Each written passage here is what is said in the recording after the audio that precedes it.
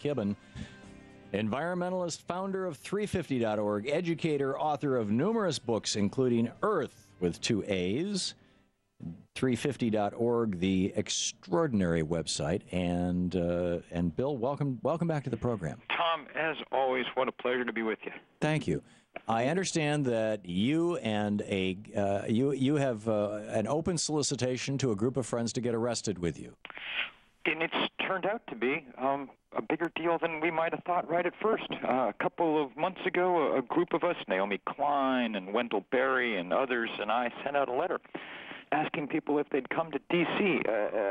Beginning August 20th through September 3rd to commit civil disobedience in an effort to persuade the president not to grant a permit for this pipeline from the tar sands of northern Alberta this down is called to the Gulf of Mexico. This is called the Keystone XL pipeline. Right? And it's by far the biggest straw stuck into that tarry milkshake up there. Jim Hansen, the greatest climatologist on the planet, said not long ago that if we burn a large quantity of that tar sands oil, it's, and here I quote, essentially game over for the climate. That's what got even those of us who don't live along the pipeline route and have to worry about spills, and those of us who don't live in Alberta and haven't watched the boreal forest be destroyed. That's what got the rest of us finally. Now, is that because either A, it's just that much more oil being burned, or because basically this is bringing Alaskan oil down to Texas refineries?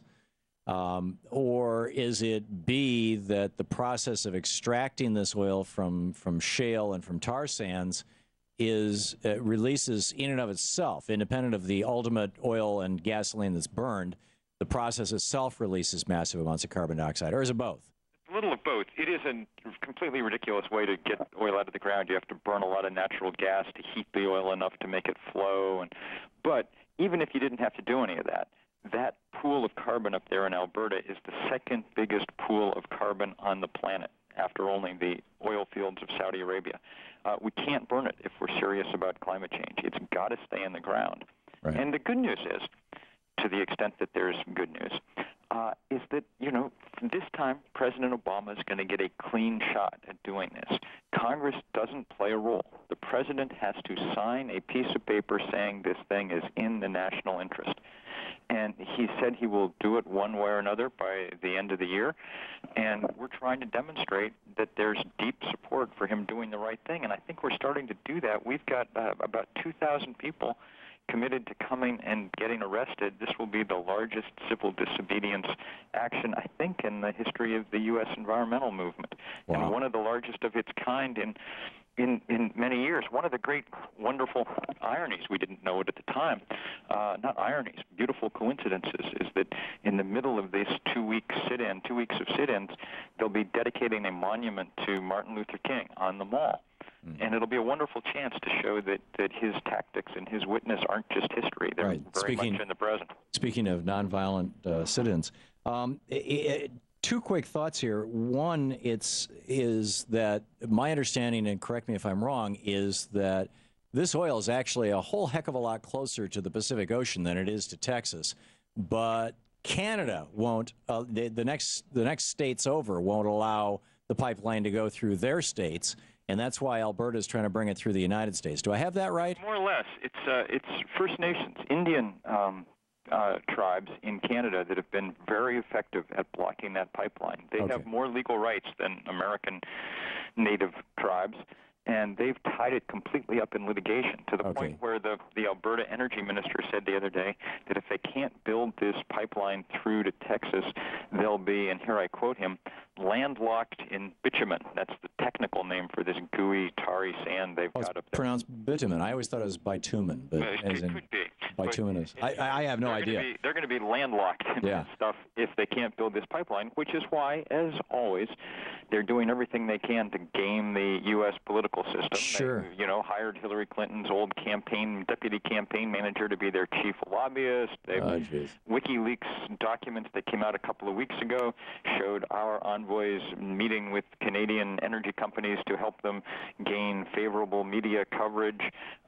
It's wired. The only thing that'll stop it is President Obama, and that's why a bunch of us we'll be wearing, when we get arrested, we'll be wearing our old Obama '08 buttons, you know. And in a sense, this is less a protest of him than a kind of, an attempt to remind ourselves and him of the hope and joy that accompanied his campaign and election. On the night he was nominated, he said, if I'm elected, it'll mean that the rise of the oceans will begin to slow and the planet will begin to heal. Now, he's been hampered by our idiot Congress for a very long time in doing at least some of the things that would have helped.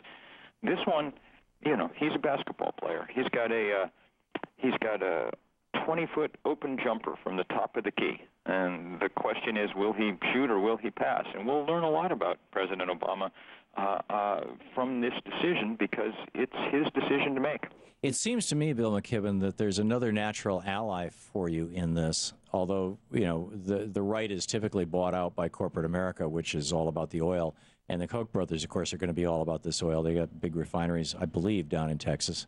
But having a massive oil pipeline run right through the center of the United States is like a, put your dynamite here with a giant red arrow on it on the map for every terrorist in the world that wants to do some harm to this country. And there's no possible way, given how big and how rough and how unpopulated much of the land through which that pipeline would pass, that it could be protected. It's a terrorist magnet. That's one of the reasons that people in Texas and Nebraska in particular have been so outspoken against it. The great Jane Klebb, who's been leading much of the fight in Nebraska, is here with us today. There's a huge caravan of people coming from Texas and Nebraska doing road shows all along the way and arriving here in time to be arrested towards the end of this 2-week protest.